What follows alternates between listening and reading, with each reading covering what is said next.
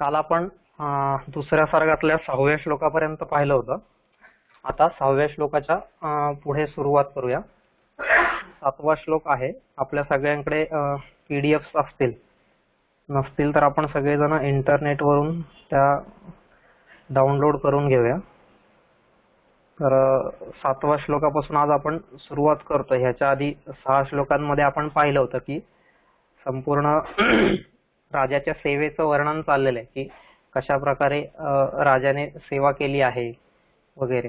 तर तीच गोष्ट आता इथं पुढे कंटिन्यू होते आणि कालिदास परत इथं आपल्याला राजाच्या सेवेच्या व्रताबद्दल आणि त्याने घेतलेल्या या उपासनेबद्दल किंवा त्याने स्वीकारलेल्या या उपासनेबद्दल हे सगळं वर्णन कालिदास करतो इथं. आता त्याच्यातला हा पुढचा श्लोक आहे. 7वा श्लोक पाहूया आपण सगळे. संन्यस्त चिन्हामपि राजलक्ष्मीं तेजो विशेषान्वितान्दधानः आसीदनाविष्कृतदानराजी अंतर्मदावस्थ इव द्विपेन्द्रः.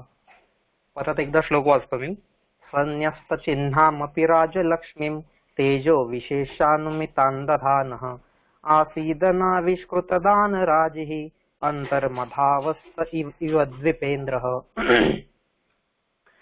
सुंदर. म्हणजेच आपलं जीवन कसं असावं नाही का, हे त्याचं हा एक डेमो आहे किंवा त्याचं एक उदाहरण आहे किंवा त्याचं एक लक्षण आहे. आणि ते कालिदासाने इथं राजा दिलीपाच्या वर्णनाच्या निमित्ताने आपल्यापर्यंत पोहोचवलेलं आहे की संस्कृतीचा जो दृष्टिकोन आहे आपल्या जीवनाबद्दलचा तो कालिदासांनी इथं सांगितलेला आहे नाही का. काय आहे इथं म्हणतात ते की सह म्हणजे तो राजा सह न्यस्त चिन्हाम अपि तेजो विशेषान्विताम राजलक्ष्मीं दधानः सन अनाविष्कृत दानराजे अंतर्मदावस्थः द्विपेन्द्रः इव आसीत. असं ते सांगतात की काय आहे याचाच अर्थ की आता आपण एक एक शब्दार्थ पाहूया आधी. की न्यस्त चिन्हामपि, न्यस्त चिन्ह, न्यस्त चिन्ह म्हणजे काय की ज्याने आपल्या सर्व चिन्हांचा त्याग केलेला आहे नाही का, की सर्व चिन्ह सोडलेली आहेत. न्यस्त, न्यस्त म्हणजे सोडणे किंवा परिहृत असा जो आहे ज्याने सर्व चिन्ह परिहृत केलेले आहेत. न्यस्त आणि चिन्हानी. आता कोणती चिन्ह सोडलेली आहेत हे सगळं आपण पाहूया नंतर पुढे. आधी श्लोकाचा अर्थ पाहून घेऊया फक्त. की ज्याने आपली सर्व राजचिन्ह काढून टाकलेली आहेत. त्यानंतर तेजो विशेषान्विताम, पण त्याचं जे विशेष तेज होतं त्या विशेष तेजामुळे सहज ओळखता येणारा किंवा सहज ओळखता येणार असं. तेजो विशेषान्विताम, त्याच्या विशेष तेजामुळे सहजगत्या ओळखता येणार असं काय, राजलक्ष्मीं दधान, सहज ओळखता येणारी अशी राजलक्ष्मी धारण करणारा. राजलक्ष्मी, राज ऐश्वर्य, राजवैभव नाही का, राजसंपत्ती किंवा हे सगळ्या गोष्टी आपण म्हणू की त्या सगळ्या गोष्टी धारण करणारा असा तो राजा. सह म्हणजेच तो राजा. अनाविष्कृत दानराजही, म्हणजेच अनाविष्कृत दानराजही. अनाविष्कृत, अनाविष्कृत म्हणजे ज्याचा आविष्कार झालेला नाहीये किंवा जी गोष्ट स्पष्टपणे दिसत नाहीये, जी गोष्ट आपण सहजगत्या आपल्यासमोर प्रकट होत नाहीये, दिसत नाहीये अशी दानराजही. दानराजी, राजी म्हणजे परत चिन्हच, पण दानराजी म्हणजेच हत्तीचा जो मद असतो की नाही, ते मदस्राव जो असतो त्याला म्हणतात. त्या मदस्रावाची चिन्हे म्हणजेच दानराजी. तर ती मदस्रावाची चिन्ह स्पष्टपणे समोर दिसत नसतानाही, प्रकट होत नसतानाही, त्यांचा आविष्कार झालेला नसतानाही अंतर्मदावस्थः, अंतर्मदावस्थः जणू काही मद अवस्थेला किंवा मदावस्थेमध्ये प्राप्त झालेल्या अशा त्या. द्विपेंद्र इव, द्विपेंद्र म्हणजेच हत्तींचा राजा. द्विपेंद्र इव, हत्तींच्या राजाप्रमाणे. द्विपेंद्र इव आसीत म्हणजे हत्तींच्या राजाप्रमाणे दिसत होता. आता प्रमाणे इथं इव आलं की नाही, द्विपेंद्र इव, म्हणजे ही परत एक उपमा आली. हे एवढं आपण फक्त उपमा का सांगतोय, कारण उपमा कालिदासस्य का म्हणतात हे बघण्यासाठी. तसं काय आपण काय साहित्यशास्त्रीय दृष्ट्या किंवा व्याकरण दृष्ट्या हा अभ्यास करत नाही आहोत. आपण आपल्या संस्कृतीला आपल्यापर्यंत काय पोचवायचं होतं ह्या दृष्टिकोनातून हा अभ्यास करतोय.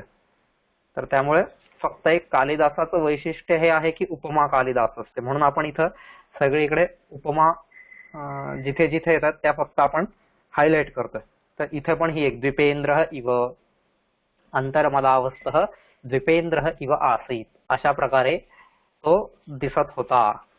म्हणजेच काय, आता एकूण श्लोकाचा अर्थ की राजचिन्हांचा त्याग केलेला आहे, नाही का, ज्याने राजचिन्हांचा त्याग केलेला आहे आणि असं असताना सुद्धा त्याच्या विशेष तेजामुळं, नाही का, सहज ओळखता येणार राज ऐश्वर्य धारण करणारा असा तो राजा मदस्रावाची चिन्हे प्रकट किंवा सहजगत्या दिसत नसतानाही मदावस्थेत प्राप्त झालेल्या एखाद्या हत्तीच्या राजाप्रमाणे किंवा गजराजाप्रमाणे दिसत होता, असा या संपूर्ण श्लोकाचा अर्थ आहे. आता आपण थोडस ह्याच्याकडे व्यवस्थित पाहूया की काय, न्यस्त चिन्हामपी, नाही का, आता ज्याने आपली सर्व चिन्हे त्यागलेली आहेत, ज्याने आपल्या सर्व चिन्हांना सोडलेला आहे असा तो राजा, नाही का. आता त्याने आपली सर्व चिन्हांना त्यागलेला आहे म्हणजे कसं, की आता हा राजा ज्यावेळेस जंगलात गेलेला आहे, जंगलात जाण्याच्या आधीच म्हणा की ज्यावेळेस तो ऋषींच्या आश्रमामध्ये गेलेला आहे, तर ऋषींच्या आश्रमामध्ये हे लोक कसे प्रवेश करायचे, तर आपण मला वाटतं मागे पण पाहिलं असावं, पण परत एकदा सांगतो की ऋषींच्या आश्रमामध्ये प्रवेश करताना कशा प्रकारे जायचे हे लोक, की कालिदासाने शाकुंतलम मध्ये छान सांगितलेलं आहे इथं की विनीत वेशेन प्रवेष्टव्यानी तपोवनानी नाम किंवा नाम तपोवनानी, जे काय, तर अशा प्रकारे तपोवनात गेला पाहिजे. कसा, विनीत वेशेन, म्हणजे ज्यावेळेस मी तपोवनामध्ये जातोय किंवा ज्यावेळेस मी गुरुंकडे जातोय किंवा ज्यावेळेस मी माझ्याहून श्रेष्ठ लोकांकडे जातोय त्यावेळेस मला काय करायचंय, त्यावेळेस मला आपोआपच माझी जी काही सगळी आभूषणं असतील, माझे जे काही सगळे ज्याला आपण म्हणूया माझी स्वतःची जी चिन्ह असतील, माझी स्वतःची जी काही ओळख असेल ती सगळी बाजूला ठेवून मग मला त्यांच्याकडे जायचंय. ही आपली संस्कृती होती की मी माझ्याहून जो श्रेष्ठ असेल, माझ्याहून जो मोठा असेल त्याच्याकडे जाताना कधीही काय करेल, माझी स्वतःची ओळख तिथे अजिबात ठेवणार नाही. आणि मग माझी स्वतःची ओळख नाही ठेवायची तर काय, मग तिथे जे पण माझी काही डिग्री असेल, माझं जे काही पद असेल, माझी जी काही प्रतिष्ठा असेल कोणत्याही गोष्टीमध्ये, या सगळ्या गोष्टी बाजूला ठेवून मग मला तिथं आतमध्ये प्रवेश करायचा आहे. म्हणजे तो सुंदर प्रसंग आहे तिथं की ज्यावेळेस राजा दुष्यंत हा कण्व ऋषींच्या आश्रमाच्या जवळ जातो आणि त्याला कळतंय की आता इथून आश्रम सीमा चालू होते, तर त्यावेळेस तो त्याच्या सारथ्याला रथ थांबवायला सांगतो, त्याच्या सैनिकांना पण तिथंच उभं करतो, त्याचं जे काय राजमुकुट असेल किंवा इतर ज्या काही सगळ्या गोष्टी असतील, अलंकार आभूषण, हे सगळे तो तिथंच ठेवतो. आणि एकदम जणू काही एखादा ज्याला आपण म्हणूया की वनवासी किंवा असा जो असेल नम्रपणे अगदी, असा तो त्या ऋषींच्या आश्रमामध्ये गेलेला आहे. म्हणजे ही आपली संस्कृती सांगते. आणि मग त्याचप्रमाणे आता तो जर दुष्यंत गेलेला आहे तर त्याच्या तर आधीच्या काळातलं हे सगळं आहे वर्णन दिलीपचं. तर दिलीप सुद्धा ज्यावेळेस वशिष्ठांच्या आश्रमात आलेला आहे आणि तिथून त्याच्यानंतर जेव्हा तो गायीची सेवा करायला निघालेला आहे, नंदिनीची सेवा करायला निघालाय, तर त्यावेळेस आपण जसं पाहिलं ना की त्याने सुदक्षिणेला पण परत मागे पाठवलं, त्याने त्याच्या सैनिकांना पण परत मागे पाठवलं, किंवा इतर जे काही सगळा त्याचा तामझाम होता, बाजार बुणगे सगळे जे काय होते सगळे त्याने परत पाठवले होते. आता त्याच्यासोबत कोणीच इथं नव्हतं आणि हे सगळे परत पाठवलेले असताना त्याचं जे काही राजचिन्ह असतील, आता राजचिन्ह म्हणजे काय, तर जेणेकरून हा राजा आहे असं ओळखता येईल, तर त्याला राजचिन्ह म्हणतात ना. आता आपण नाही का एखादा समजा हा अमका मराठी दिसतोय कशावरून, त्याने अशी अशी टोपी घातली, हा अमका राजस्थानी दिसतोय कशावरून, त्याने अशी पगडी घातली, अमका गुजराती दिसतोय का साडीचा पदर या बाजूला टाकलेला आहे, अमका साऊथ इंडियन दिसतोय का लुंगी नेसलेली, किंवा ही सगळी प्रत्येकाची एक ओळख झाली.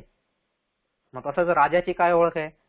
तर राजाची ओळख म्हणजे मग राजाचा मुकुट असेल किंवा राजाचं छत्र असेल, राजाचा चामर असेल किंवा इतर जे काय असेल, तर ह्या सगळ्या गोष्टींना त्याने त्यागलेलं आहे.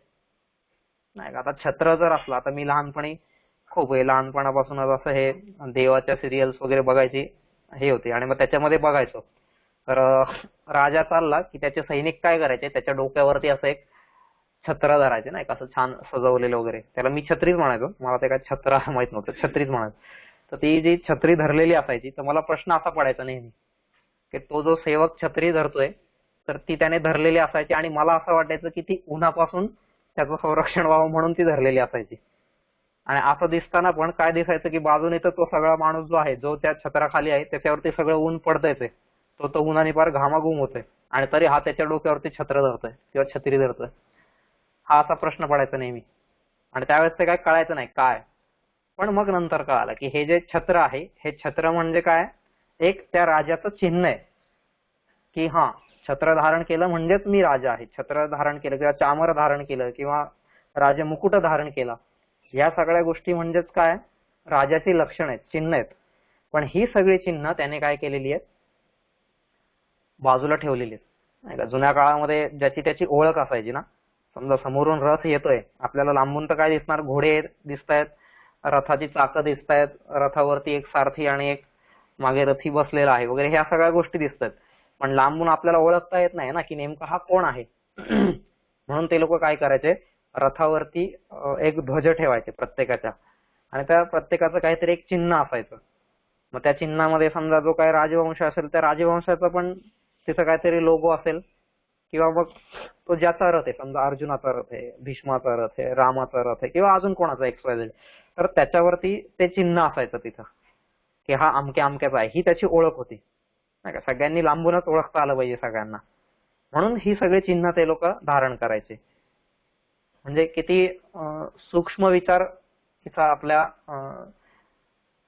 वैदिक काळामध्ये पाहायला मिळतोय की ह्या सगळ्या गोष्टी लगेच कळायला पाहिजे. तर राजा हा वेगळा असला पाहिजे, नाही का. राजा वै विष्णू वगैरे ही सगळी आपली संकल्पना आणि म्हणून त्याच्याकडे हे छत्र चामर वगैरे इत्यादी सगळे चिन्ह त्याला दिलेली असतात, बरोबर. म्हणजे जे काय प्रोटोकॉल असतील त्यांच्या सगळ्या गोष्टी. पण आता ज्यावेळेस हा दिलीप राजा नंदिनीची सेवा करायला आला, त्यावेळेस तो इथं राजा म्हणून आलेला नव्हता. त्यावेळेस तो एक साधा नंदिनीचा भक्त, साधा नंदिनीचा उपासक, सेवक म्हणून आलेला होता. आणि मग असा आलेला असताना त्याला या सगळ्या गोष्टी सोबत ठेवणं काही आवश्यक नव्हतं आणि म्हणून त्यानेही त्यांचा त्याग केलेला होता. म्हणून सन्यस्त चिन्हा.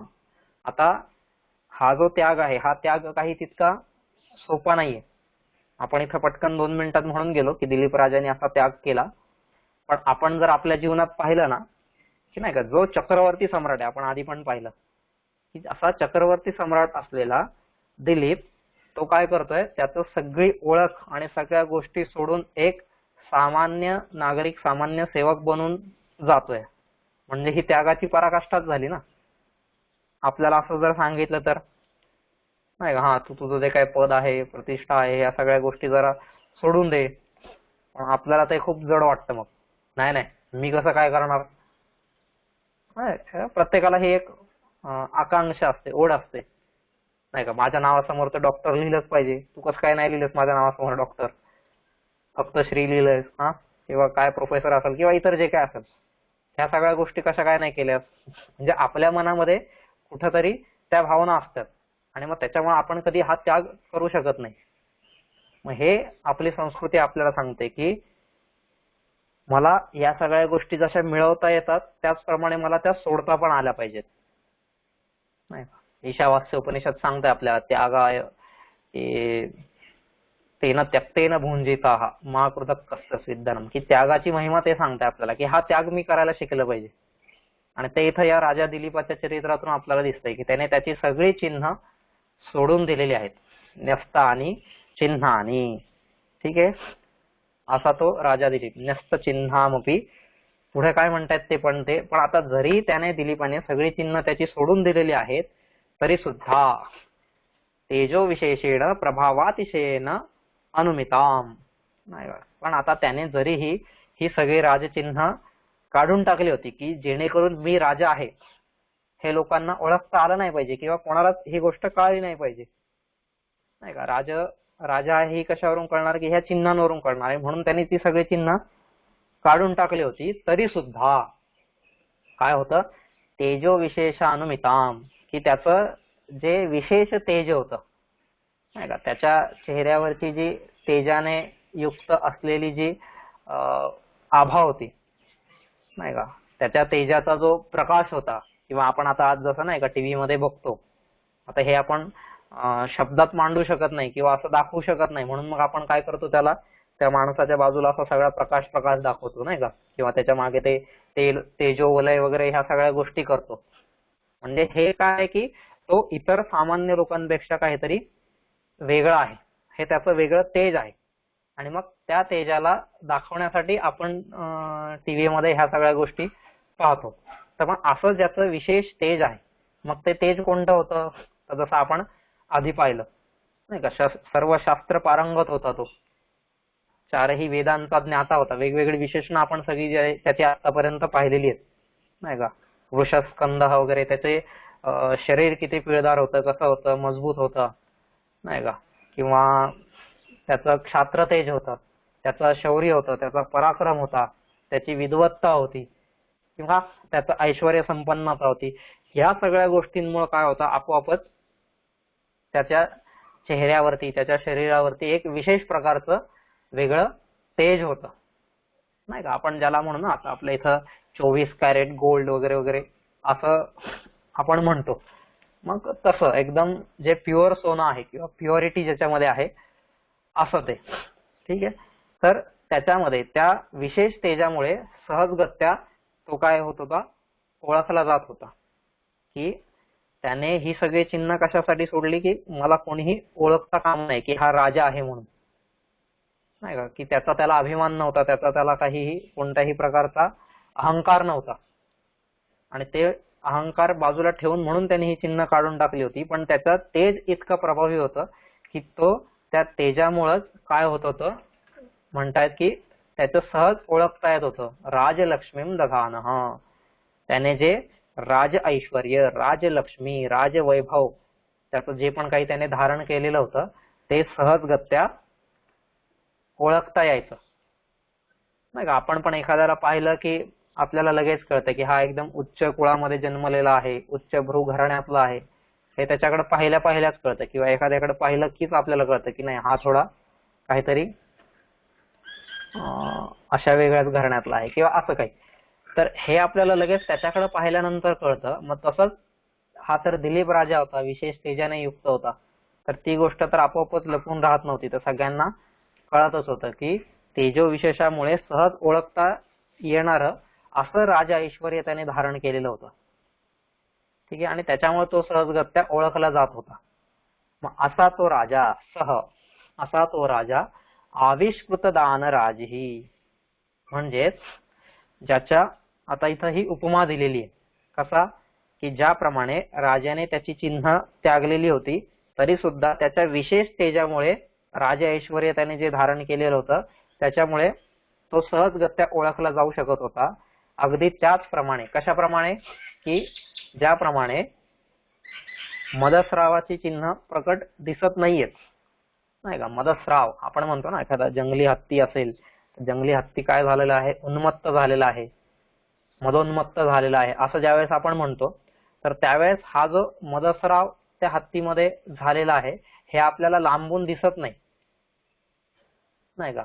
किंवा तो मदस्राव झाला म्हणजे त्याच्या कपाळावरती, हत्तीचं जे कपाळ असतं त्या कपाळावरती असे घर्मबिंदू येतात, म्हणजे घामाचे थेंब आल्यासारखे होतात. आणि त्या घामाचा थेंब म्हणजे त्याच्यातून एक प्रकारचा सुगंध येत असतो. आणि तो सुगंध इतका अप्रतिम असतो की भुंगे असतील किंवा मधमाशा असतील, जे पण काही जे लोक सुगंधी द्रव्यांमधून मध किंवा या गोष्टी तयार करतात, असे जे कीटक आहेत ते सगळे त्या हत्तीच्या गंडस्थळावरती नेहमी त्यावेळेस फिरत असतात, ज्यावेळेस त्या हत्तीचा ते मदस्राव होत असतो, नाही का. असा जो मदावस्थेत प्राप्त झालेला हत्ती आहे, तर अशा त्या हत्तीची ही सगळी चिन्ह प्रकट दिसत नसताना सुद्धा म्हणजे हत्तीच्या कपाळावरती मदस्रावाची चिन्ह आलेली नाहीयेत, तरी सुद्धा मदावस्थेत प्राप्त झाला आहे, हा हत्ती मदावस्थेत प्राप्त झाला आहे हे आपल्याला सहज कळतं का? कारण त्याचा तो उन्माद असतो किंवा त्याचं ते मस्ती असते त्या हत्तीची किंवा इतर त्याचा ज्या उर्मटपणा म्हणूया आपण, की ह्या सगळ्या ज्या गोष्टी आहेत की जी मदाची वेगवेगळी चिन्ह आहेत, तर ती जणू काही आपल्याला दिसतच असतात आणि त्याच्यामुळे आपल्याला सहजगत्या कळतं की हा हत्ती आता मदोन्मत्त झालेला आहे, मदावस्थेत प्राप्त झालेला आहे. मग असा तो हत्ती, हत्तीसाठी इथे एक सुंदर शब्द वापरलेला आहे, द्विपेंद्र. ठीक आहे. आता द्विपेंद्र म्हणजेच गजराज, हत्तींचा राजा. आता हत्तींचा राजा म्हटलं तर ते ऐरावताला नाही का, इंद्राचा जो हत्ती आहे, देवांचा राजा इंद्र, आणि त्याचा जो वाहन आहे त्याचं वाहन हत्ती, तर तो हत्ती म्हणजेच ऐरावत नाही का. मग असा ज्याप्रमाणे ऐरावत आहे की ऐरावताला मदावस्था प्राप्त झालेली नसताना सुद्धा त्याची मदचिन्ह प्रकट दिसत नाहीये, तरी सुद्धा आपल्याला सहजगत्या कळतंय की हा हत्ती मदावस्थेत प्राप्त झालेला आहे. मग अगदी त्याचप्रमाणे द्विपेंद्र, किती सुंदर एक शब्द आपल्या संस्कृतीने आपल्याला दिलेला आहे, द्वीप. द्वीप म्हणजेच काय? हत्ती. द्वीप असं का म्हटलेलं आहे त्याला? कारण द्वाभ्याम पिबती इति द्वीप, की जो दोन अवयवांद्वारे किंवा दोनदा पाणी पितो असा तो हत्ती. म्हणजे किती छान नाव ठेवलेलं आहे त्याला, दोनदा पाणी पितो म्हणजे कसं? तर मुखशुंडाभ्याम किंवा शुंडमुखाभ्याम. एकदा तो काय करतो, आधी जेव्हा पाणी प्यायला घेतो तर आधी तो सोंडेने पाणी घेतो नाही का, आणि सोंडेने सगळं पाणी भरून घेतो सोंडेमध्ये, आणि मग नंतर काय करतो, ते सोंडेने भरलेलं पाणी आहे ते नंतर आपल्या मुखामध्ये टाकतो नाही का. म्हणजे आधी सोंडेने पाणी प्यायलं त्यांनी आणि मग तेच सोंडेतलं पाणी नंतर मुखामध्ये टाकलं आणि मग तोंडातून त्याने पोटात टाकलं. तर असं म्हणून त्याला द्वीप असं म्हटलं. आता हत्तीला द्वीप असं संस्कृतात म्हटलेलं आहे. ते किती सुंदर हा शब्द आहे. आता इतर भाषा आपण पाहिल्या तर इतर भाषांमध्ये असे शब्द आपल्याला दिसत नाहीत नाही का. हत्ती, आता हत्ती असं का बरं म्हणतात आपल्याला नाही लक्षात येणार. एलिफंट का बरं म्हणतात, त्याच्या मागची काय व्युत्पत्ती आहे, काय संकल्पना आहे माहित नाही, पण संस्कृत मध्ये मात्र प्रत्येक शब्दाला काही ना काही अर्थ आहे. विनाअर्थी असा कोणताही शब्द नाहीये की ज्याला काही अर्थ नाही आणि मग तो संस्कृत मध्ये आलेला आहे. प्रत्येक शब्दामागे काही ना काही एक लॉजिक आहे, काहीतरी एक तर्क आहे आणि तर्कशुद्ध असा अर्थ आहे. तर तसाच हा द्वीप शब्द आहे की जो दोन अवयवांद्वारे पाणी पितो. द्वीप म्हणजेच सोंड आणि मुख यांच्यानी जो पाणी पितो तो हत्ती. तर त्या हत्तींच्या राजाप्रमाणे म्हणजेच जणू काही ऐरावताप्रमाणे तो दिलीप राजा शोभून दिसत होता. हे किती हा सुंदर इथं उपमा दिलेली आहे की ज्याप्रमाणे मदस्रावाची चिन्ह दिसत नाहीयेत तरी सुद्धा समोरचा हत्ती हा मदावस्थेत प्राप्त झालेला आहे, अशा ऐरावताप्रमाणे हा राजा दिलीप सुद्धा, की ज्याने त्याची राजचिन्ह सगळी सोडलेली आहेत, पण तरी सुद्धा त्याच्या विशेष तेजामुळे त्याने जे धारण केलेलं राजवैभव आहे त्या राजवैभवाची आपोआपच शोभा दिसत आहे आणि त्याच्यामुळे सगळ्यांना तो कळत आहे की हा राजा दिलीपच आहे म्हणून नाही का. आता हे कसं कळतंय तर त्याचं वर्णन सुंदर पुढच्या श्लोकामध्ये सांगितलेलं आहे. काय म्हणतात पुढच्या श्लोकामध्ये? 8वा श्लोक आहे, लता प्रतानोत्कर्षितैः सकेशैः अधिज्झ धन्वा विचचार दावम रक्षापदेशान् मुनिहो मधेनहो वन्यान् विनेशान्निव दुष्टसत्वान्. परत वाचतो, लता प्रतानोत्कर्षितैः सकेशैः अधिज्झ धन्वा विचचार दावम रक्षापदेशान् मुनिहो मधेनहो वन्यान् विनेशान्निव दुष्टसत्वान्. काय म्हणतात ते की त्याचा अन्वय आहे, लता प्रतानोद्ग्रथितैः केशैः उपलक्षितः अधिज्य धन्वा सह म्हणजेच राजा दिलीपः मुनिहोमधेनोः रक्षापदेशात् वन्यान् दुष्टसत्वान् विनेश्यन् इव दावं विचचार. परत इथं इव आलेला आहे, परत इथं आता तो तसंच सांगतोय की अगदी त्याप्रमाणे. कसा तर लता प्रतानोद्ग्रथितैः, लता प्रतान, प्रतान प्रतान म्हणजे त्याचे तंतू, जे वेलींचे तंतू असतात की ज्या तंतूंच्या आधारावरती ती वेल काय करते, स्वतःला त्या आधाराभोवती गुंडाळत वरती जाते, ते लता तंतू असतात. तर त्या लता म्हणजेच वेल, ते वेलींचे जे तंतू आहेत त्या तंतूंनी जणू काही एखादं वरती बांधलेलं आहे, नाही का, म्हणजे जणू काही म्हणण्यापेक्षा बांधलेलं आहे की त्या लता तंतूंनी वर धरून बांधलेली.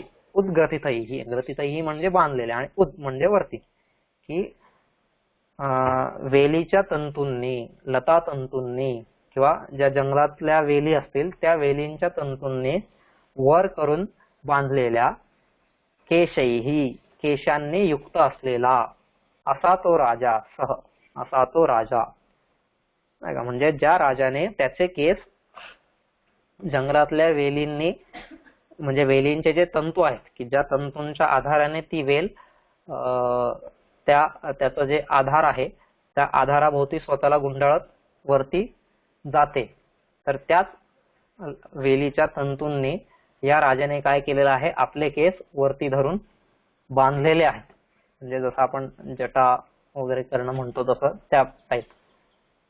तर असा तो राजा अधिज्य धन्वा, अधिज्य धन्वा म्हणजे ज्याने धनुष्यावरती दोरी चढवलेली आहे, म्हणजे धनुष्यावरती दोरी चढवून, अधिज्य धन्वा असा तो राजा धनुष्यावरती दोरी चढवून मुनी होमधेनो हो, वसिष्ठ मुनींच्या होमाला लागणारी हवीर द्रव्ये देणाऱ्या त्या गायीच्या, नाही का, मुनी होमधेनो हो म्हणजेच मुनींच्या होमासाठी लागणारी हवीर द्रव्य देणाऱ्या त्या गायीच्या.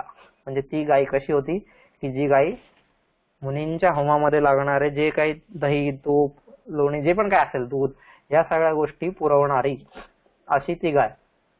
तर तिच्या रक्षापदेशात, तिच्या रक्षणाच्या निमित्ताने, अपदेशात निमित्ताने, मिशाने किंवा त्या करता त्या निमित्ताने, रक्षणाच्या निमित्ताने, वन्यान, वन्यान म्हणजे जंगली, दुष्ट सत्वान जंगली दुष्ट प्राण्यांना, वन्यान म्हणजे वनामध्ये सगळेच प्राणी आहेत, वन्यजीव सगळेच आहेत, वन्यान सत्वान एवढं नाही म्हटलंय, कालिदासाने एक शब्द टाकलाय की दुष्ट सत्वान, की त्या वनामध्ये असलेल्या जे दुष्ट प्राणी होते त्या दुष्ट प्राण्यांना, दुष्ट सत्वान विनेशन इव, जणू काही वठणीस आणत, वठणीवर आणत किंवा त्यांच्यावरती योग्य प्रकारे प्रहार करत असं जे आहे, वन्य सत्वान. ठीक आहे, तर वन्य सत्वान विनेशन इव.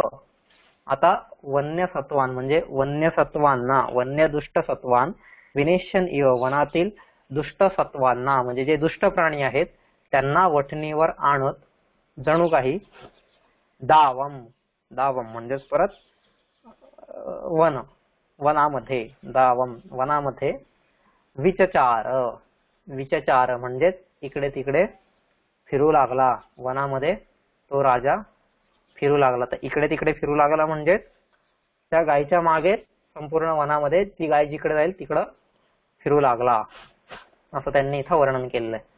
परत एकदा सांगतो की रानवेलींच्या दोरांनी आपल्या डोक्यावरच्या केसांची ज्याने गाठ बांधली आहे असा तो राजा आपल्या धनुष्यावरती दोरी चढवून मुनींच्या हवीर द्रव्ये देणाऱ्या, मुनींच्या होमासाठी, मुनींच्या होमाला हवीर द्रव्ये देणाऱ्या त्या गायीच्या रक्षणाच्या निमित्ताने वनातील दुष्ट प्राण्यांना वठणीवर आणतच की काय असा वनामध्ये इकडे तिकडे फिरू लागला, असा या संपूर्ण श्लोकाचा अर्थ आहे.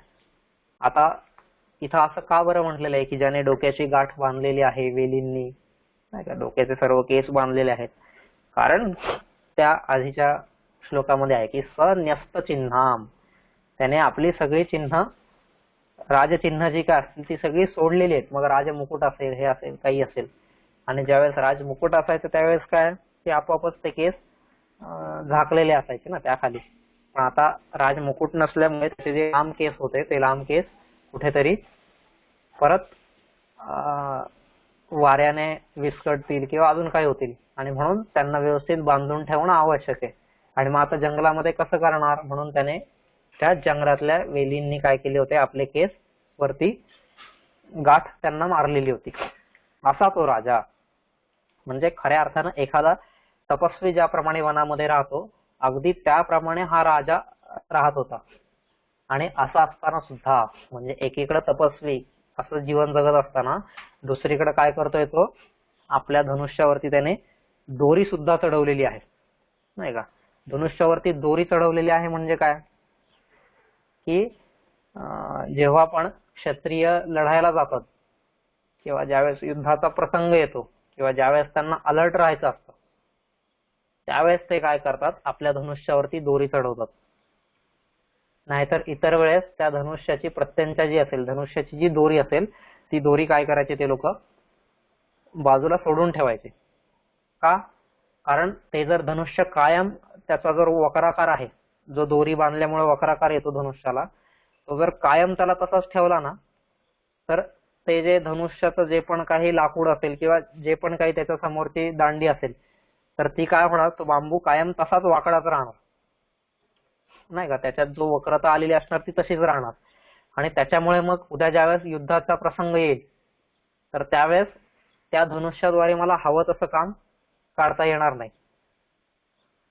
म्हणून इतर वेळेस त्या धनुष्याची जी दांडी असेल ती मला काय करायची, नेहमी अशी उभीच ठेवायची.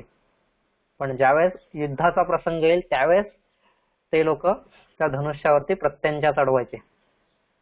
नाही का, आपण द्रौपदीचा स्वयंवर असेल किंवा सीतेचा स्वयंवर असेल किंवा कोणते ह्या सगळे प्रसंग बघतो, त्याच्यामध्ये काय पण असायचा की पहिली गोष्ट तुम्ही तो धनुष्य उचलून त्याला प्रत्यंचा लावायची आणि प्रत्यंचा लावल्यानंतर मग जो काय वेध करायचा तुम्हाला तो करायचा. त्याचं कारण हे होतं, म्हणजे एकदा असंच ते एक खूप मोठे असे तत्वज्ञानी होते, म्हणजे संपूर्ण सगळीकडे त्यांचाच बोलबाला होता. असे खूप मोठे तत्वज्ञानी होते. आणि त्या तत्वज्ञानाच्या घरी एकदा एक त्याचा सामान्य नातेवाईक आला आणि त्याला वाटलं आता ह्याच्या घरी चाललोय म्हणजे अवघडच आहे, हा तर सारखा तत्वज्ञानच मला झाडत राहणार, ह्याच गोष्टी करत राहणार. आणि एक सिच्युएशन होऊन जाते आपल्या डोक्यामध्ये, पण एक संकल्पना होते की तत्वज्ञ माणूस असला की तो म्हणजे कसा, एकदम असा गंभीर चेहरा करून बसलेला, पुस्तकांच्या गारड्यात असलेला आणि नेहमी काहीतरी शास्त्राच्या गोष्टी करत असलेला वगैरे वगैरे, असा धीरगंभीर वगैरे असा. तर इथं जेव्हा हा आला आणि हा आल्यानंतर सुरुवातीला तो तत्वज्ञानी काहीतरी त्याच्या अभ्यासात मग्न होता सगळ्यात, आणि जसं याला आधी वाटत होतं तसाच तो पण निघाला. पण थोड्या वेळाने जसं त्याचं काम पूर्ण झालं मग तसंच हा जो आलेला नातेवाईक होता ह्याच्यासोबत त्याचं लहान मुलं सुद्धा आलेलं होतं, लहान बाळ. मग त्या तत्वज्ञानाने आपली सगळी पुस्तकं बंद केली, सगळ्या गोष्टी बाजूला ठेवल्या आणि जाऊन तो त्या लहान बाळाशी खेळायला लागला. आता तो त्या लहान बाळाशी खेळत असताना तिथं त्यांनी, तो जो नातेवाईक होता त्या बाळाचा वडील, त्याने पाहिलं की अरे हा एवढा मोठा तत्वज्ञानी आहे पण हा तर एवढ्या लहान बाळाशी खेळतोय, असं कसं काय. मग त्याने त्याला न राहावलं म्हणून विचारलं की अहो असं कसं काय, तुम्ही तर एवढे मोठे तत्वज्ञानी आहेत, नाही का, तुम्हाला तर सारखं तत्वज्ञानामध्ये बुडालेलं पाहिजे, तुम्ही ते सोडून हे काय असं लहान मुलामध्ये खेळताय वगैरे, ह्या काय गोष्टी करताय. त्यावेळेस त्याने तिथंच खुंटीवरती एक धनुष्य असं टांगलेलं होतं, बाजूला ठेवलेलं होतं ते. तर त्याच्याकडे बोट करून दाखवलं. हे पाहिलं का, या धनुष्याला आता दोरी सोडलेली आहे की नाही. तो म्हणतो हो सोडलेली आहे. का बरं सोडतो आपण. तो म्हणतो आता जर नाही सोडली तर ऐन युद्धाच्या वेळेस काय होईल, ती दोरी किंवा ते जे समोरचा वक्रता असलेलं लाकूड आहे ते लाकूड अजिबातच काही केले आपल्याला युद्धाच्या वेळेस कामाला येणार नाही, आणि म्हणून आपण ही गोष्ट सोडलेली. मग तो तसंच म्हणतो की कायम जर मी तत्वज्ञानात बुडालेला असलो, कायम जर मी सारखा असंच असलो तर मग माझ्या जीवनामध्ये हे तत्वज्ञान ज्यावेळेस वापरायची वेळ येईल त्यावेळेस मला त्याचा काही एक उपयोग होणार नाही. आणि म्हणून कधी कधी हे सामान्य अवस्थेत सुद्धा आपण राहिलं पाहिजे, आणि ज्यावेळेस आवश्यकता पडेल त्यावेळेस त्या असामान्यत्वाकडे गेलं पाहिजे, नाही का. म्हणून हे राम कृष्ण इत्यादी हे सगळे लोक होते ते या सामान्य अवस्थेत आले, नाही का, की भगवंताने हा अवतार घेतला का तर या सामान्य अवस्थेत आले पाहिजे आणि मग सामान्य अवस्थेतून असामान्यतेकडे जाता आलं पाहिजे. मग तशीच गोष्ट इथं सुद्धा आहे की म्हणून आता ज्यावेळेस राजा वनात निघालेला आहे आणि त्या गायीचं रक्षण करायचंय, आणि कोण आहे ती गाय, कशी आहे की ती गायी मुनींच्या होमासाठी हवीर द्रव्य देणारी अशी ती गाय आहे, नाही का. आपल्या घरातल्या पोरांना दूध पाहिजे म्हणून घरात गाय आणली, नाही का, किंवा शेतामध्ये शेणखत हवंय म्हणून गाय आणली, किंवा काहीतरी औषध तयार करायचे म्हणून गोमूत्र पाहिजे म्हणून गाय आणली, किंवा इतर काही गाय पाळण्याचे वेगवेगळे प्रत्येकाची कारण. पण तशी ही ऋषींची गाय नव्हती. तर ही गाय कशासाठी होती, एक श्रेष्ठ अशा यज्ञीय कामासाठी होती, की यज्ञामध्ये जी हवीर द्रव्य लागतात, दूध तूप लोणी जे काय लागत असेल यज्ञामध्ये, तर त्या सगळ्या गोष्टी, दही, तर त्या सगळ्या गोष्टी देणारी अशी ही गाय होती. आणि जिच्यामुळे त्या वशिष्ठांचा यज्ञ अखंड स्वरूपात चाललेला होता. तर अशा त्या वशिष्ठ ऋषींच्या होमासाठी हवीर द्रव्य देणाऱ्या गायीचं रक्षण हा राजा दिलीप करत होता. तिच्या रक्षणाची जबाबदारी ह्या राजा दिलीपावरती होती. आणि जणू काही तो त्या पृथ्वीच एक प्रकारे रक्षण करत होता, की जी पृथ्वी गायीच्या रूपामध्ये इथं आलेली होती, गोरूप धारण केलेली अशी ती पृथ्वी होती. त्या पृथ्वीचं रक्षण राजा दिलीप करत होता. मग अशा रक्षणाच्या निमित्ताने, आता हे फक्त निमित्त झालं, पण त्या निमित्ताने तो त्याचं जे राजकर्तव्य होतं, त्याचा जो राजधर्म होता, त्या राजकर्तव्याचं किंवा त्या राजधर्माचं सुद्धा तो सोबतच पालन करत होता. काय की वनातील जे दुष्ट प्राणी होते, वन्यान दुष्ट सत्वान, वनातील जे दुष्ट प्राणी होते त्या वनातल्या किंवा जंगलातल्या दुष्ट प्राण्यांचा सुद्धा तो काय करत होता, विनेशन, म्हणजे जणू काही त्यांना वठणीवर आणत होता, नाही का. कोणीही जर आपला धर्म सोडून जर इतरावरती अन्याय करत असेल किंवा ह्या काही जर गोष्टी करत असेल, तर त्या लोकांना तो मात्र राजा काय करत होता, योग्य त्या प्रकारे शासन करत होता, योग्य त्या प्रकारे त्यांना वठणीवर आणत होता आपल्या धनुष्य बाणाने. आणि म्हणून त्याने ते धनुष्यावरती दोरी चढवलेली होती. आणि अशा प्रकारे जणू काही तो या सगळ्या लोकांना वठणीवर आणतच वनामध्ये इकडे तिकडे फिरू लागला किंवा फिरत होता, असं इथं सुंदर वर्णन केलेलं आहे. की या श्लोकामध्ये तेच सांगतात की असा हा राजा ज्यावेळेस वनातून चाललेला आहे, तर त्यावेळेस त्याने वनातील जे दुष्ट सत्व असतील, मग जे कोणी राक्षस असतील, वाईट विचारांचे लोक असतील, आता इथं प्राणी म्हणजे काय वाघ सिंह हत्ती असं नाही, ते काय दुष्टपणा करत नाहीच ते. तर हे काय लोक दुष्ट प्राणी आहेत असं नाहीये, ते तर त्यांचं काम करतायत, शिकार करणं हे त्यांचं काम आहे. आणि म्हणून ही शिकार करणं ही गोष्ट ते लोक करतायतच, त्यामुळे त्याच्यात ते काही वाईट करत आहेत असं नाहीये. पण जंगलातले जे इतर दुष्ट लोक असतील, तर त्या दुष्ट लोकांना या सगळ्या कामापासून दूर ठेवण्यासाठी म्हणून हा राजा इथं निघालेला आहे. नाही, आणि प्राचीन काळामध्ये आपण पाहिलं किंवा आजच्याही काळात पाहिलं की जे दुष्ट लोक असतात ते असं जंगल किंवा याच स्थानांचा आश्रय घेतात स्वतःला लपवण्यासाठी. तसं नाही का, समजा दहशतवादी असतील, नक्षलवादी असतील किंवा अजून जे कोणी असतील, हे सगळे लोक जंगलाचा आधार घेतात. मग तसेच त्या काळातले सुद्धा जे दुष्ट लोक होते किंवा जे राक्षस होते किंवा जे वाईट विचारांचे लोक होते, ते नेहमी जंगलांचा आधार घ्यायचे. म्हणून नाही का, पांडव पण गेले, मग पांडवांनी पण जंगलामध्ये राक्षसांचा वध केला, किंवा राम गेला, रामाने पण जंगलामध्ये राक्षसांचा वध केला, किंवा त्याच्या आधी परशुराम गेला, परशुरामाने पण तेच केलं. म्हणजे असं जर पाहिलं आपण तर प्रत्येक जण हीच गोष्ट करतोय. ठीक आहे.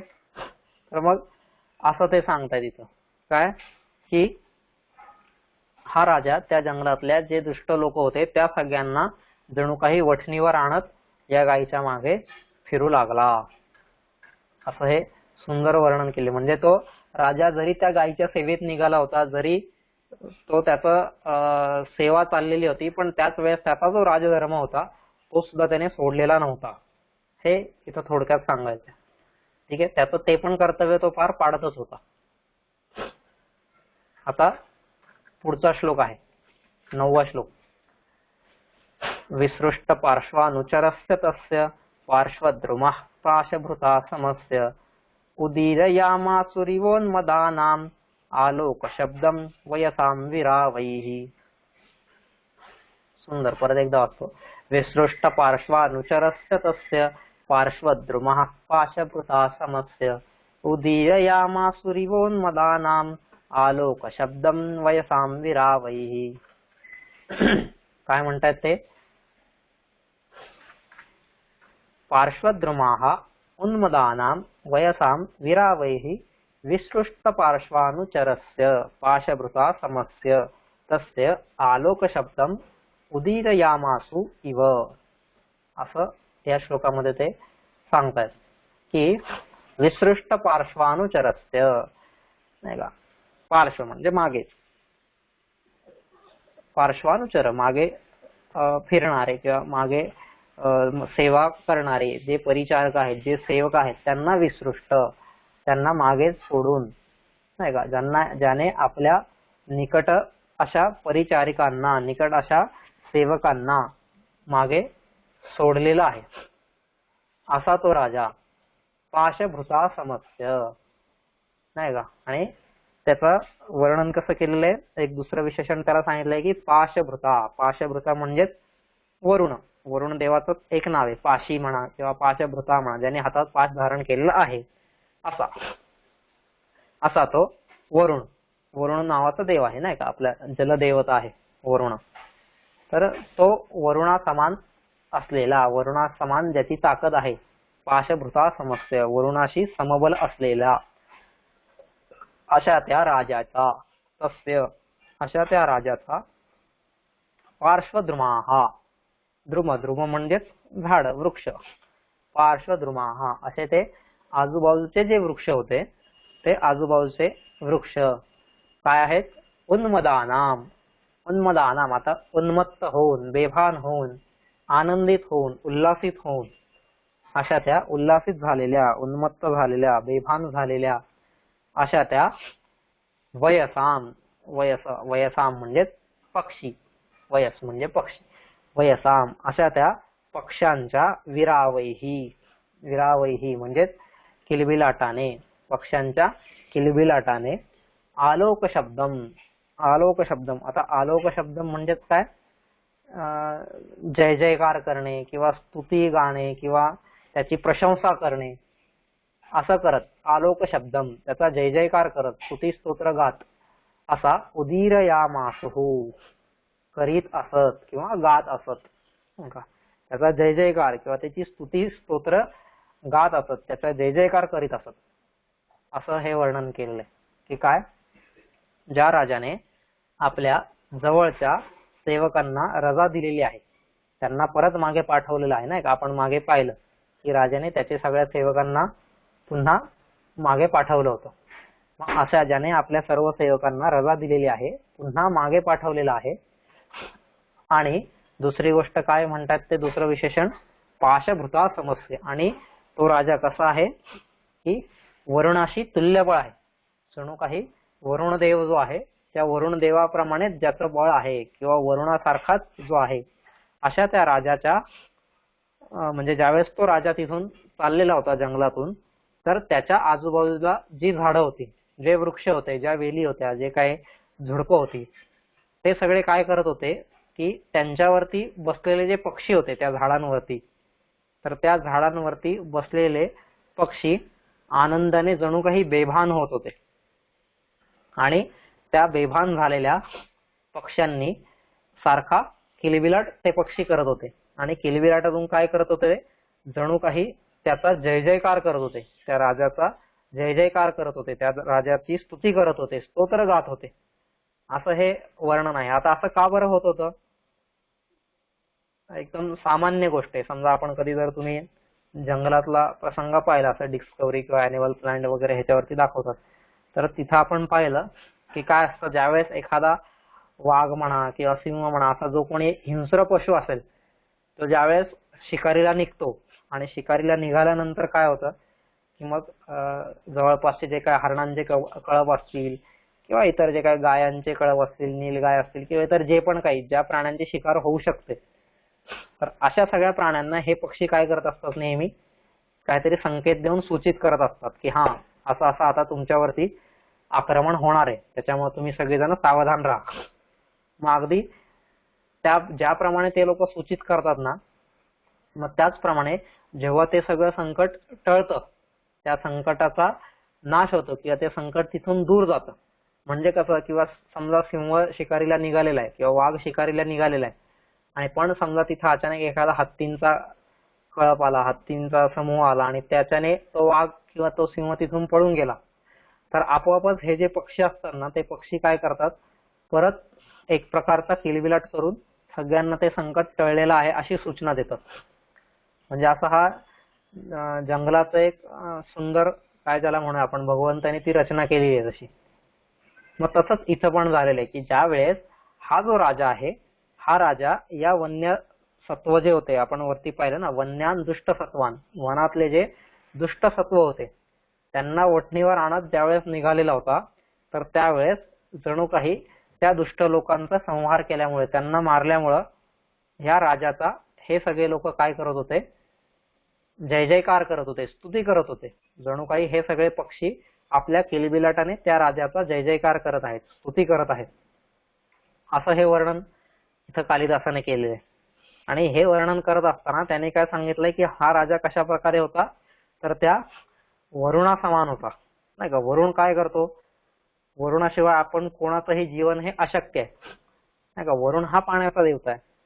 मग पाणी जर त्याने दिलंच नाही आपल्याला, तर आपलं जीवन चालणार आहे का, शक्यच नाहीये ना कधी. आणि त्याच्यामुळं तो ज्याप्रमाणे आपल्या सगळ्यांचं जीवनाचं रक्षण करत आहे, पोषण करत आहे, त्याचप्रमाणे असलेला हा राजा दिलीप, नाही का. हा राजा दिलीप काही फक्त आणि फक्त त्याच्या नगरातले किंवा अयोध्येतले जे काही प्रजाजन होते त्यांचंच रक्षण करत होता, पालन पोषण करत होता असं नाहीये. तर हे जे जंगलातले पशु पक्षी असतील, वृक्षवेली असतील, ह्या सगळ्यांचं पण एक प्रकारे हा पोषण करणारा होता, त्यांचं पण रक्षण करणारा होता. म्हणून याला वरुणाशी तुल्यबळ असं म्हटलेलं आहे. असं हे सुंदर वर्णन या श्लोकामध्ये कालिदासाने केलेलं आहे. आता पुढचा श्लोक जो आहे 10वा श्लोक, मरुत्प्रयुक्ताश्च मरुत्सखाभं तमर्च मारादभिवर्तमानम् अवाकिरन् बाललतः प्रसूनैः आचार लाजैरिव पौरकन्यः. परत एकदा वाचतो, मरुत्प्रयुक्ताश्च मरुत्सखाभं तमर्च मारादभिवर्तमानम् अवाकिरन् बाललतः प्रसूनैः आचार लाजैरिव पौरकन्यः. काय सांगतात या श्लोकामध्ये की हा जो राजा होता, आता काय म्हणतात, मरुत्प्रयुक्ताः बाललताः च मरुत्सखाभं अर्चम आरात अभिवर्तमानं तं नृपम आचारलाजैः पौरकन्याः इव प्रसूनैः अवाकिरन्. असा तो राजा होता, किंवा असं हे सगळं वर्णन चाललेलं आहे. आता काय म्हणतात ते, मरुत्प्रयुक्ताः. मरुत्प्रयुक्ताः म्हणजेच मरुत, मरुत म्हणजेच वारा, वाऱ्याने हलणारे, वाऱ्याने डोलणारे असे जे आहेत. मरुत्प्रयुक्ताः बाललताः, वाऱ्याने हलणाऱ्या बाललता, म्हणजेच बाल म्हणजेच कोवळ्या. आता इथं लहान वेली असं नाहीये, इथं बाल शब्दाचा अर्थ आपण कोवळ्या किंवा कोमल किंवा ज्या एकदम मऊ आहेत अशा, किंवा ज्यांच्यामध्ये जास्त शक्ती नाहीये, अशा ज्या लता आहेत त्या बाललता. असा तो बाललता आरात, आरात म्हणजेच समीप, त्यांच्या जवळ, त्या बाललतांच्या जवळ असणाऱ्या, म्हणजेच वाऱ्याने हलणाऱ्या कोमल किंवा कोवळ्या वेलींच्या जवळ, अभिवर्तमानम असणाऱ्या, जवळ असणाऱ्या. हे पहिलं झालं की मरुत प्रयुक्ताः बाललताः आरात अभिवर्तमानम, म्हणजेच वाऱ्याने हलणाऱ्या कोवळ्या वेलींच्या जवळ असणाऱ्या. पुढे काय म्हणतात ते, मरुत्सखाभम. आता मरुत्सखाभम, मरुत्सखा, मरुत्सखा हे अग्नीचं एक नाव आहे. वेदामध्ये अग्नीची स्तुती केलेली आहे, अग्निसूक्त वगैरे आहे ऋग्वेदात. त्याच्यामध्ये वेगवेगळी त्याची नावं दिलेली आहेत अग्निदेवाला. त्याच्यातलं एक नाव आहे मरुत्सखा. मरुत्सखा म्हणजे जो मरुत या देवाचा मित्र आहे, जवळचा मित्र आहे असा मरुत्सखा. मग मरुत्सखावम, त्या आभम, आभा म्हणजे त्याचे तेज, त्याची दैदिप्यमानता, त्याचं तेजस्वीपणा किंवा त्याच्या चेहऱ्यावरचा प्रकाश तो कसा होता, तर अग्निप्रमाणे दैदिप्यमान. मरुत्सखा, मरुत्सखा हेच नाव अग्नीचं आहे. ठीक आहे. तर मरुत्सखावम, अग्निप्रमाणे दैदिप्यमान असलेल्या, अर्चम, पूज्य अशा, आणि तो कसा होता, सोबतच पूज्य सुद्धा होता. अर्चम म्हणजे पूज्य असा, तम, अशा त्या राजावरती, पूज्य असलेल्या अशा त्या राजावरती, पौरकन्याहा, पौरकन्याहा म्हणजे ज्या काही पौरकन्या होत्या, तिथल्या नगरकन्या असतील, त्यांनी काय केलं, आचार लाजैही शिव, आचार लाजैही, लाजा, लाजा म्हणजे आपण ज्याला मराठीमध्ये लाह्या म्हणतो नाही का, तर त्या लाह्या. तर आचार लाजैही, त्या म्हणजे जे काही विधी असतात त्या विधींमध्ये ज्याप्रमाणे आपण काय करतो, लाह्या उधळतो ना, लाजा होम नावाचा जो लग्नामध्ये विधी असतो, किंवा इतर ठिकाणी पण जेव्हा काही एखादा काहीतरी विजय प्राप्त करून येतो, काहीतरी करून येतो अशी गोष्ट, तर त्यावेळेस गौरवास्पद गोष्ट केल्यानंतर त्याच्यावरती त्या लाह्या उधळल्या जातात. तर हा जो आहे आचार लाजैही इव, ज्याप्रमाणे त्या पौरकन्यांनी, म्हणजे पौरकन्या ज्याप्रमाणे लाह्या उधळतात नाही का, ज्याप्रमाणे त्यांनी लाह्या उधळाव्या, अगदी त्याचप्रमाणे प्रसूनैही अवाकिरन, प्रसून म्हणजेच पुष्प, फुलं, असं त्या प्रसूनैही अवाकिरन, अशी त्यांनी ती फुलं उधळली. सगळ्यांवरती त्या फुलांचा सगळ्यांनी त्या राजावरती वर्षाव केला नाही का. असं हे एक सुंदर वर्णन केले की ज्याप्रमाणे पौरकन्यांनी म्हणजे नगरातल्या कन्या ज्या आहेत, सुंदर युवती आहेत, त्यांनी काय करावं, राजा एखादी गोष्ट काहीतरी नवीन पराक्रम करून आला, काहीतरी विजय मिळवून आला, जिंकून आला, की त्याप्रमाणे त्यावेळेस त्याच्यावरती लाह्या उधळायचे नाही का. ही एक प्रथा होती त्या काळामध्ये, की आज आपण फुलं उधळतो किंवा आता हल्ली ते आपण स्प्रे उडवतो किंवा इतर ज्या काही गोष्टी आता आपण जे सेलिब्रेशन करतो, किंवा ते त्या काळात तसं त्या लाह्या उडवायच्या. त्या पौरकन्यांनी त्या लाह्या उधळाव्यात, अगदी त्याचप्रमाणे. आता ही उपमा दिलेली आहे की ज्याप्रमाणे पौरकन्यांनी लाह्या उधळाव्यात त्याचप्रमाणे ही जी लता आहेत त्या लता काय करतायत, आपल्या जवळ तो राजा आला की आपली फुलं त्याच्यावरती उधळायची. ठीक आहे. आता कशी उधळायची, तर त्या कोमल लता म्हणजे त्या ज्या कोवळ्या लता होत्या, कोवळ्या वेली होत्या, त्या काय करायच्या, वाऱ्यामुळे हलायच्या, आणि वाऱ्यामुळे हल्ल्यानंतर काय व्हायचं, आपोआपच त्यांच्यावरच्या फुलांचा जे काय त्याला वेलींची फुलं होती त्यांचा वर्षाव या राजावरती व्हायचा नाही का.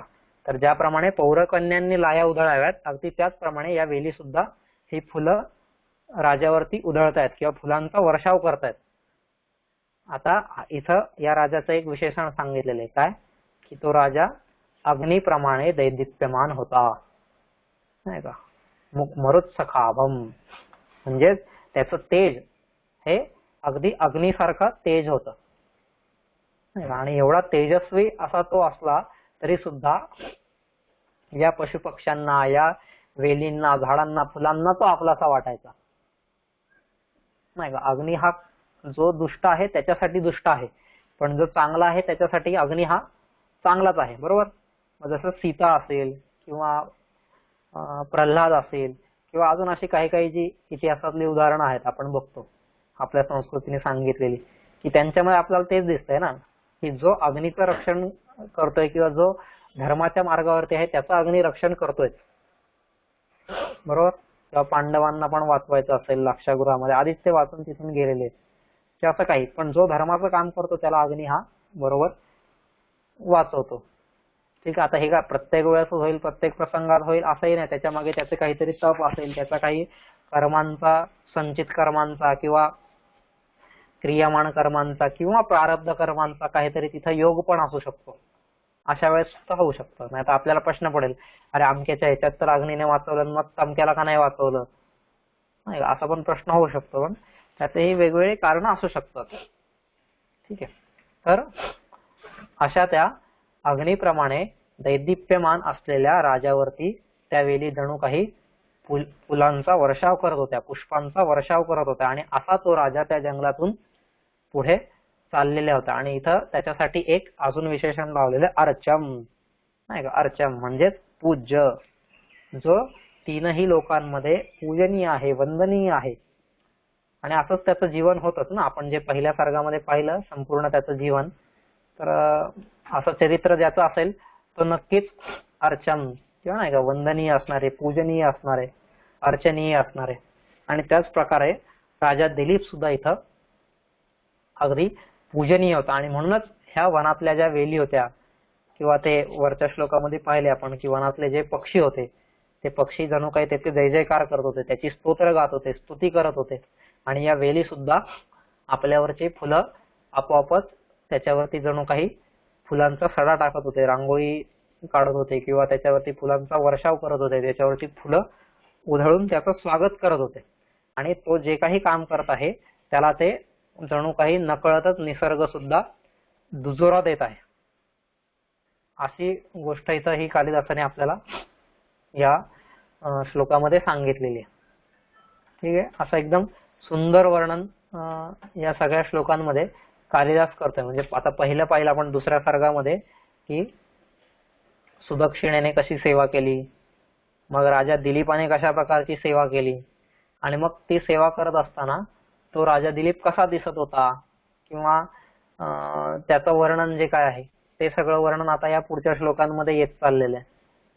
आता हळूहळू ही गोष्ट अशीच पुढे पुढे कालिदासाने रंगवलेली आहे. पण एवढी गोष्ट रंगवण्यासाठी का बरं, तर कारण कालिदासाला कुठंतरी आपल्या संस्कृतीचं प्रतिबिंब ह्याच्यातून दाखवायचं होतं, म्हणून हे कालिदासाने एवढी गोष्ट रंगवलेली आहे. नाही का, नाहीतर आता एवढ्या ह्याच्यात काय झालं, काहीच अजून अशी गोष्ट पुढे सरकलीच नाहीये ना, की तो राजा कोणातून निघाला गायला घेऊन आणि जंगलात फिरतोय. आता एवढंच ह्या 10 श्लोकांमध्ये एवढंच झालंय. पण त्याच्या मागे ही एवढी संस्कृती कालिदासाने आपल्याला समजावलेली, म्हणून कालिदासाची श्रेष्ठता आहे. आणि हे रघुवंशम एक माध्यम आहे किंवा एक साधन आहे आपल्या संस्कृतीला समजण्याचं. कारण का, जर डायरेक्ट मी काय मोठं तत्वज्ञान जर वाचायला लागलो तर ते तत्वज्ञान कदाचित माझ्या पचनी पडणार नाही. म्हणून ते जर गोष्टी स्वरूपात असलं, अशा काव्य स्वरूपात असलं, कथेच्या स्वरूपात असलं की ते सहजगत्या समजतं, उमजतं आणि माझ्या आचरणात आणायला मला सोपं वाटतं. म्हणून कालिदासाने केलेला हा एक प्रयत्न असावा. ठीक आहे. तर असे आपले हे 10 श्लोक झालेले आहेत. मग उद्या आपण 11व्या श्लोकापासून पुढे पाहूया. आता मी सर्वांना अनम्यूट करतोय आणि मग ज्याला काही विचारायचं असेल, काही बोलायचं असेल, काही सांगायचं असेल तो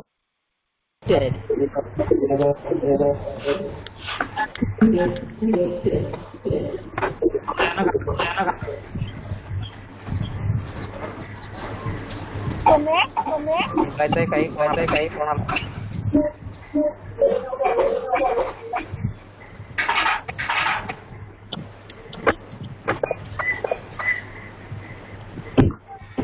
चालेल. मग कोणाला काही नसेल थांबूया.